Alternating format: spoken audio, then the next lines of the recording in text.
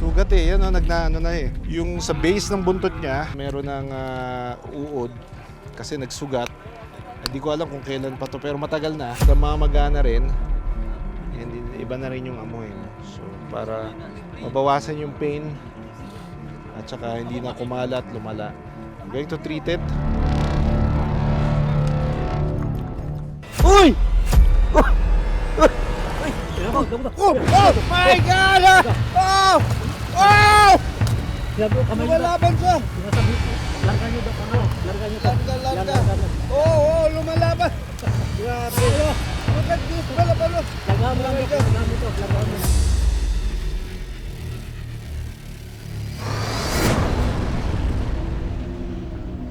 Nang pumutok ang Bulkang Kanlaon,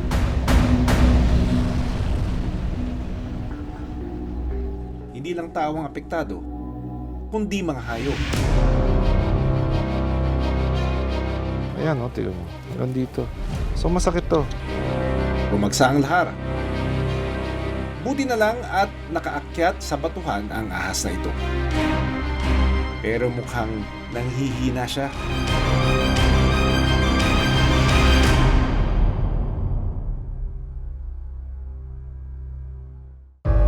Sa Negros Occidental, makikita ang Bulkang Kanlaon na huling pumutok noong December 20, 2017. Isang phreatic eruption naman ang naganap noong Hunyo sa bulkan. Nangyayari ito kapag ang tubig sa loob ng bulkan ay naiinitan ng volcanic activity, saka ito kukulo, maglalabas ng steam at abo.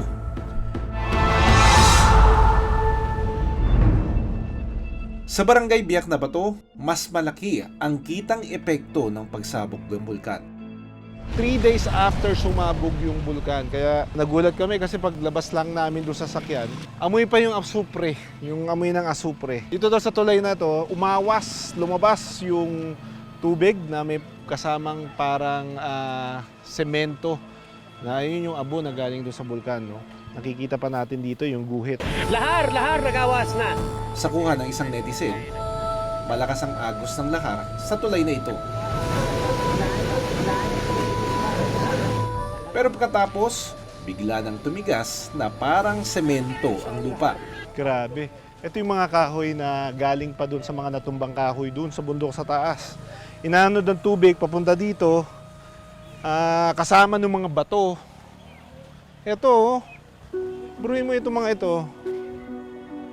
Galing pa yan doon sa taas. Dinala yan dito, ang lalaki niyang kahoy na yan. Ito yung bahay, ayan yung ilog, umabot hanggang dito, ayan yung level.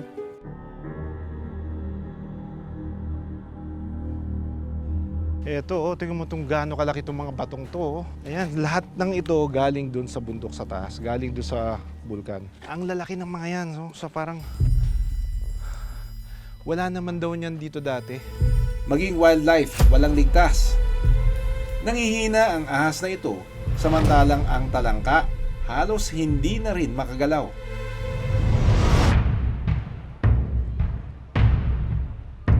Sumama ang team ng Born to be Wild sa veterinary mission na isinagawa ng Provincial Veterinary Office ng Negros Occidental. Ito ay para mabigyan ng tulong medikal ang mga alagang hayop ng residente. So dito, anong pinaka-problema ng mga animals dito? Dito kasi mostly yung sa nutrition to, yung kasi nga yung mga halaman, mga forages, mostly nalanta lahat. Talanta lahat because of the ashes. All po. Iba sa kanila, ng mga baka, kalabaw, tinamaan ng mga maiinit na bato, nalapnos yung balat, nagkasugat, and we're here to give assistance. Mukhang dumadami na ang aming mga pasyente.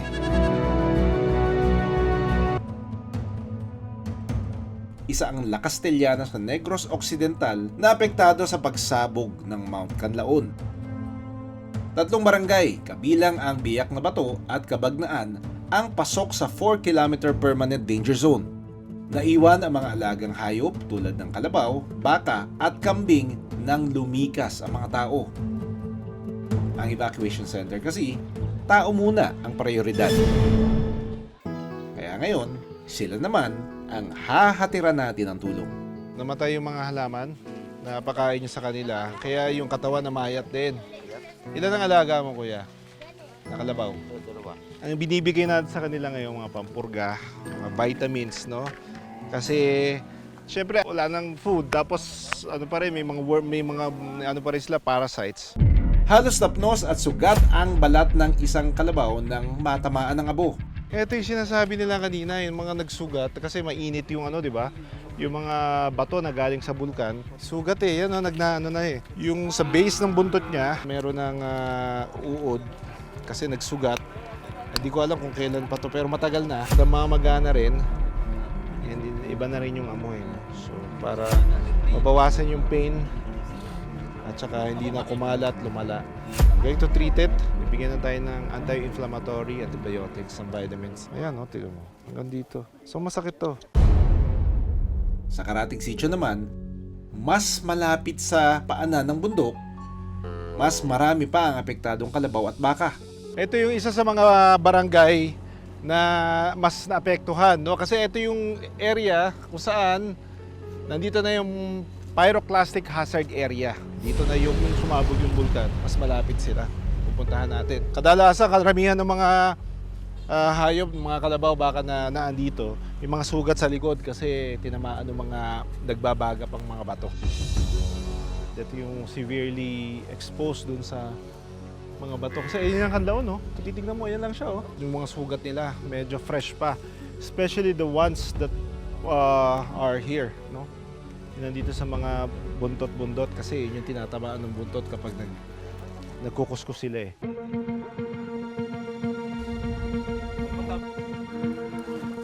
May ilang grupo rin tulad ng K9 Search and Rescue at BAC Project ang nagpakain ng mga alagang aso at stray dog.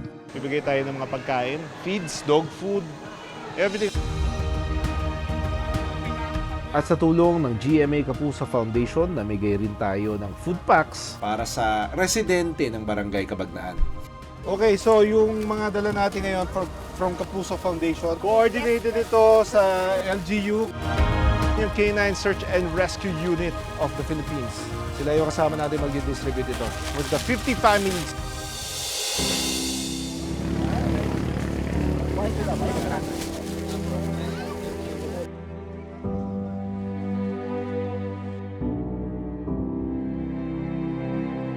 Sa ngayon, nasa alert level 2 ang Bulkang Kanlaon.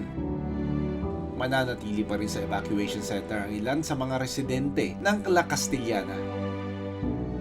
Habang ang ilang alagang hayop na may iiwan sa lugar ay patuloy na hahatiran ng pagkain at tubig ng LGU at ilang NGO. Ang pagsabog ng bulkan ay isang natural na disaster. Walang may gusto sa pangyayaring ito. Kaya kailangan maging handa dahil hindi natin alam kung kailan mangyayari ito muli. Hangad naming makabangon ang mga residente at hayop na naapektuhan ng Bulkang Kanlaon.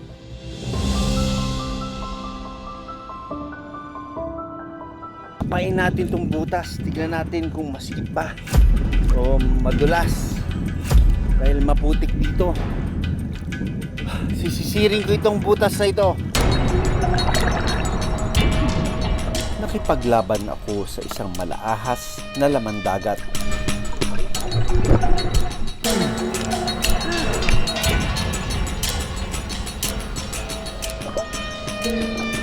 Mahuli ko kaya siya ng buhay? Oh my God! Oh! Oh!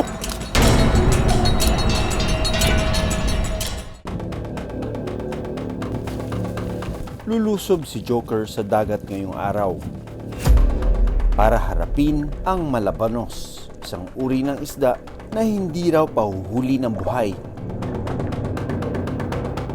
Excited ako ngayon dahil kasama tayo dito sa mga fishermen para manghuli ng isang kakaibang uri ng isda, no? Ito yung lugar kung saan kayo naghahunt ng mga isda na kakaiba. Opo, ito po. Lalakad po tayo sakay sa bangka papunta po doon sa kabila ng kabakawan po nito.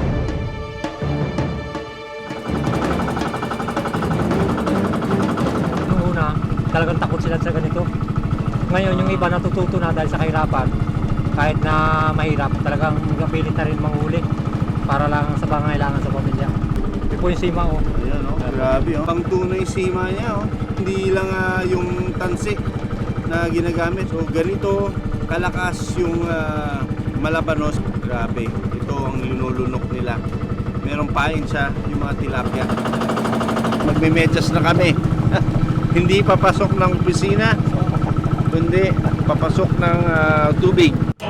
Kailangan magsuot ng medyas para hindi masugatan sa mga talaba. Kawawa yung talaba pag natapakan namin, durog.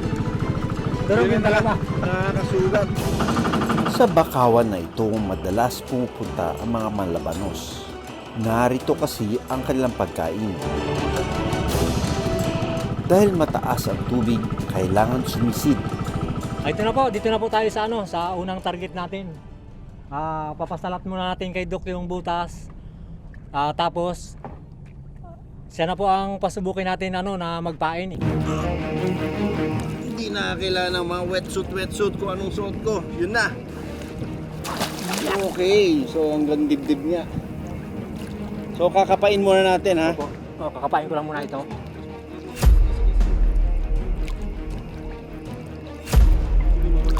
Ito ko yung kamay niya, Doc.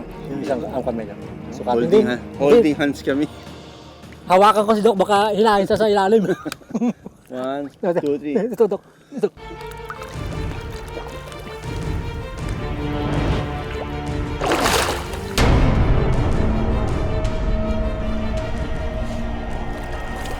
Ang laki! Dulas, Doc. Kasyang-kasya tong kamay ko sa loob, no? Ito, dito natin susukat po muna tayo. Yan. Pagpasok mo lang ganyan, kunyari hanggang dito lang pumasok. Tapos ito naman, bibitawan mo siya, tapos ito naman itutulak mo. Okay. Pag guminto, tama na po yan. Zero visibility. And kakapit lang ako dito sa kahoy nito para lumubog ako, no?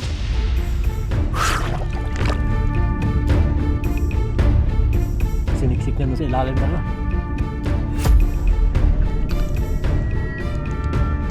Ang swerte natin! Nitong June 28, nasaksihan ko ang muling pagbabalik ng dalawang Philippine Eagles sa kagubatan ng Leyte, si Uswag at Carlito. This is going to be historical kasi first time na mag-reintroduction ng Philippine Eagle sa out of Mindanao area. Pero bago sila mai-release sa wild, 10 taon ang ginawang assessment ng Philippine Eagle Foundation. Checking the DNAs, diba? The DNAs of the Philippine Eagles in Mindanao. The DNA analysis showed na all the Philippine eagles from the 4 islands, they Are still considered similar. one species. So that's very good for us because then we can move eagles from one island to another. Dati na raw may sightings ng Philippine Eagle sa probinsya. Pero nang sinalanta ng bagyong Yolanda ang Leyte noong 2013, kasabay din nawala ang mga agila sa wild. Na-rescue si Uswag sa Mount Apo noong 2023, isang lalaking agila. Habang na-rescue naman noong 2022 sa Agusan del Sur si Carlito, isang babaeng agila. Bago sila pakawalan sa wild, nabigyan pa ako ng tsansa na masuri sila. Pakikinggan natin yung kanyang heart rate.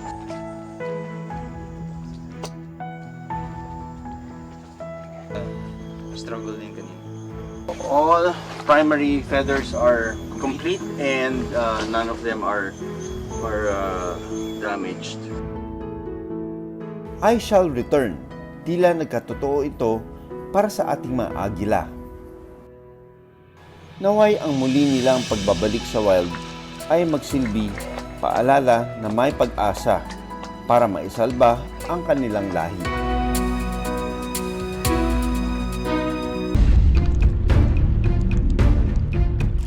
Zero visibility. And kakapit lang ako dito sa kahoy nito para lumubog ako, no?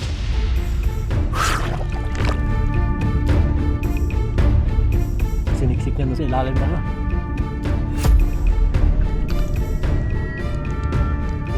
Swerte natin! Konting batak na. Ayan na. Ilang saglit pa. Humatak. Diretso lang. Huwag niyong pababalikin. Humatak. Yun. Basta bumibigay siya, hatak lang ako ng hatak. Oops. Hinihila niya. Uy! My God! Oh! Sinabi ko, kamay niyo. Lumalaban siya! Sinasabi ko, larga niyo, Dok. Larga niyo. Larga. Yan. Lumalaban! Grabe! Look at this, balabalo! Larga mo lang, Dok. Larga mo. Ganun lang kabilis. Nahuli namin itong malabanos na ito. Larga niyo, Dok. Larga niyo. Grabe na-excite talaga ako. Hindi ko napigilan yung pag-wow ko. Parang hito yung texture ng kanyang wala siyang kaliskis, yo. At tingnan yung ngipin niya, oh. Very powerful itong malabanos na ito. Ang liit ng mata niya, ibig sabihin mas ginagamit nila yung other senses nila sa pag-hunt ng pagkain. Common pike conger, isang uri ng eel ang aming nahuli. Mga ilang kilo ito? Mga nasa 3 kilo. 3 kilo. 3 kilo po. And look at the tail, oh. Yan yung ginagamit nila pang swim, oh.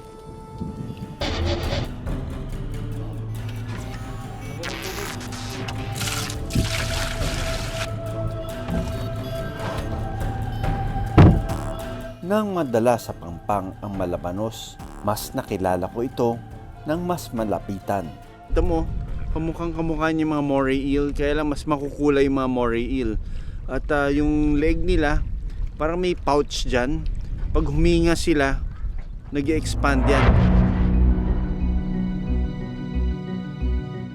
Hindi dapat makampante dahil ang matulis nilang ngipin parang sandata sa kanilang mga kaaway. Paatras yung direction ng ngipin para pag nakagat nila yung isda, hindi na basta-basta makakataka sa bibig nila. Siguro sintaas ko. So this is probably around 6 feet. Mukhang ahas siya pero hindi siya ahas. Uri siya ng isda. And meron silang gills pag huminga sila. Gills ang ginagamit nila. Tapos na ang laban para kay Joker. Ang natalong malabanos, posible niyang maibenta sa halagang 300 piso. Hinuhuli po natin to para magkaroon tayo ng kaya pag naibenta, mayroon po tayong pambili ng bigas o pambaon ng bata. Aminado si Joker na kailangan din maghinay-hinay sa paghuli ng malabanos para hindi ito maubos sa wild. Kung mawawala kasi ang malabanos, walang tutulong sa pagbalanse ng buhay sa bakawan. Kinakain kasi nila ang patay na isda at sea urchin. Kailangan po wag tayong humuli ng maliliit. Kailangan yung malalaki lang po.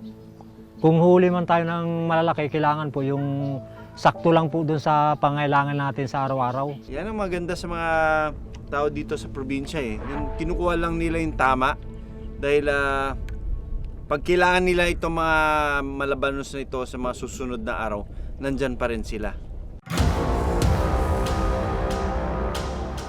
Oh my God! Oh! Walang atrasan para sa kalikasan. Ako, si Doc Nielsen Donato. Doc Foods Resyo. Born to be Wild. Maraming salamat sa panonood ng Born to be Wild. Para sa iba pang kwento tungkol sa ating kalikasan, mag-subscribe na sa GMA Public Affairs YouTube channel.